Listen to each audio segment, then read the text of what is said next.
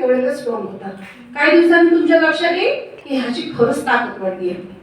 हे जाणवतात ना, काम करत नाही, पण काम न केल्याने काय होतात ते त्याची ताकद वाढणार आहे का? मला सांगा, मोठे मोठे क्रिकेटपटू असतील, खेळाडू असतील, ऍथलेटिक्स असतील, ते सराव करतात, सराव रोज करतात, म्हणून ते जिंकतात, म्हणून त्यांची ताकद वाढते. तुम्हाला ह्यातनं जर तुमच्यावर काही कमी प्रसंग की प्रसंग झाला तर आम्ही नंतर येऊ, बरोबर आहे?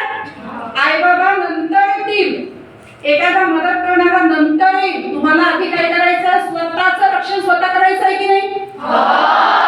जर मुली स्वतःचं रक्षण स्वतः करायला शिकल्या तर तुम्हाला दुसऱ्यांची मदत पडेल का? गरज पडेल का? आता बाबा 4-5 लोक असले तर काय करू?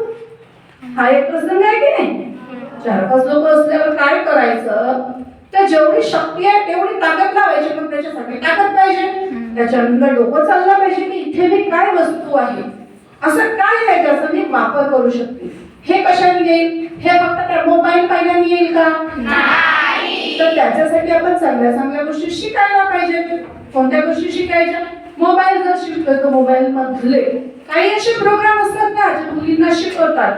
काय शिकवतात? सेल्फ डिफेन्स कसा करायचा, बरोबर आहे? स्वतःला कसं वाचवायचं,